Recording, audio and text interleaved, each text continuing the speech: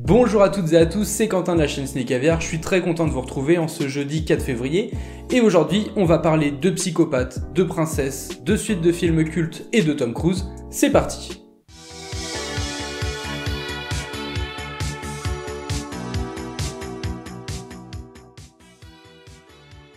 Au revoir Zelda.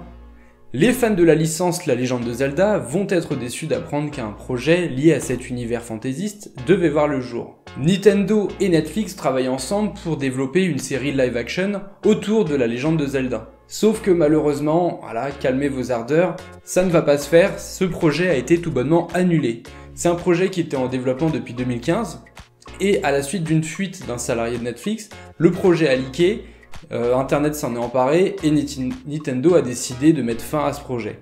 Alors c'est un petit peu triste, c'est dommage, parce que c'est vrai que voir une série live action dérivée de cet univers, ça aurait pu être vraiment sympa à l'écran. Il y avait beaucoup de choses à faire, quand on sait qu'en plus en ce moment des séries telles que The Witcher, qui sont aussi des adaptations de livres et de jeux vidéo, ça cartonne, Zelda ça aurait pu être sympa. Bon, ça va pas se faire malheureusement. Et vous, qu'est-ce que vous pensez d'une éventuelle adaptation en live action de la princesse Zelda et de Link? Est-ce que vous pensez que ça pourrait rendre bien? Ou est-ce que vous pensez plutôt qu'il faudra faire plutôt une série animée? Dites-le moi en commentaire.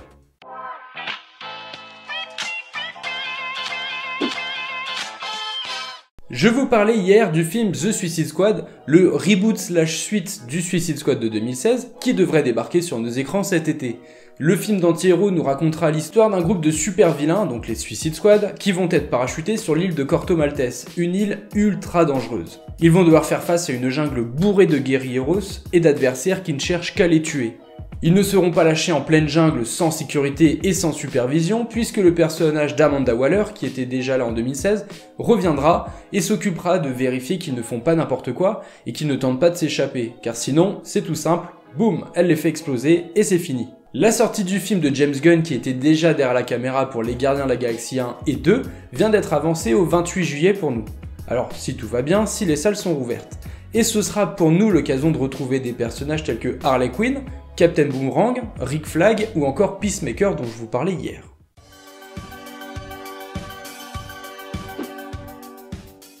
Décidément, J-Lo est vraiment partout. L'actrice et chanteuse Jennifer Lopez vient de signer pour non pas un, mais deux projets pour Netflix. Le premier est intitulé The Mother et nous racontera l'histoire d'une dangereuse tueuse sans pitié qui devra sortir de sa cachette pour venir en aide à sa fille qu'elle a abandonnée il y a de cela des années. Le second projet sera intitulé The Cypher, sera adapté d'un livre à succès et nous racontera l'histoire d'un agent du FBI qui est chargé de traquer un dangereux tueur en série. Je me serais bien permis de vous dire que tout ça, ça sent l'originalité, mais vous savez très bien que l'ironie c'est pas mon fort.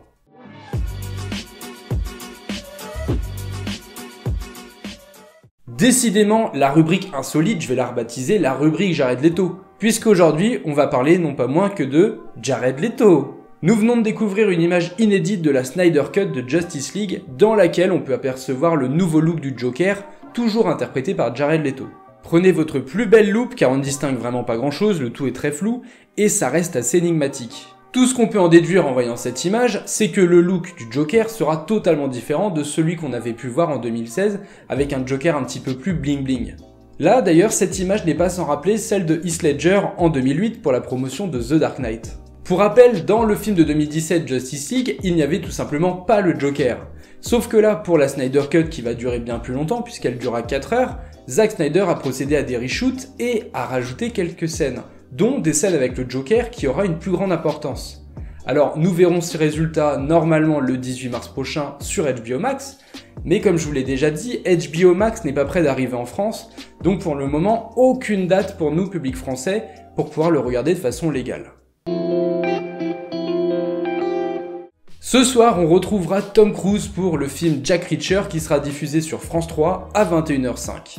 Dans ce film, l'acteur a délaissé un petit peu la saga Mission Impossible, puisqu'ici, il campe le rôle de Jack Reacher, un ancien policier militaire.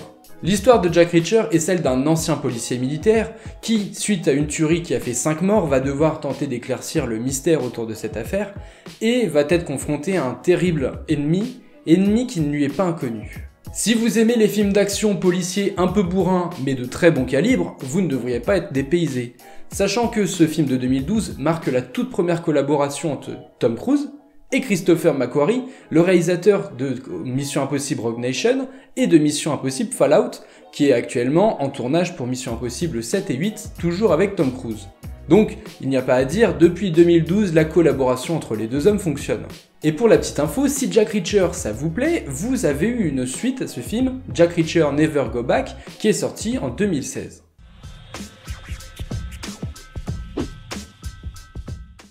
On se quitte avec la nouvelle bande-annonce du film Un prince à New York 2, la suite du film culte des années 80 avec Eddie Murphy. Le film débarquera sur Amazon Prime le 5 mars et nous racontera l'histoire du prince Hakim qui revient à New York quand il apprend qu'il a un fils et qui va tenter de nouer des contacts avec lui.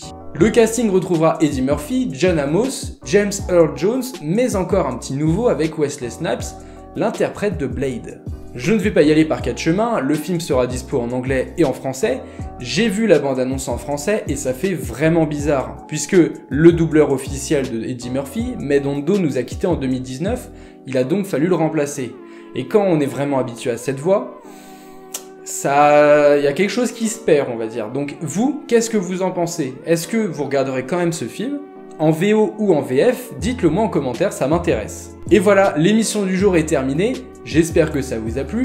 Pensez à liker, à partager, à vous abonner si c'est pas déjà fait, et à me relayer sur les réseaux sociaux, c'est toujours sympa, ça me fait super plaisir, ça vous coûte rien, bref, c'est cool. Je vous souhaite une très bonne journée, on se retrouve demain en bonne humeur, en forme, le smile, la totale, bonne journée, ciao ciao. See you next time.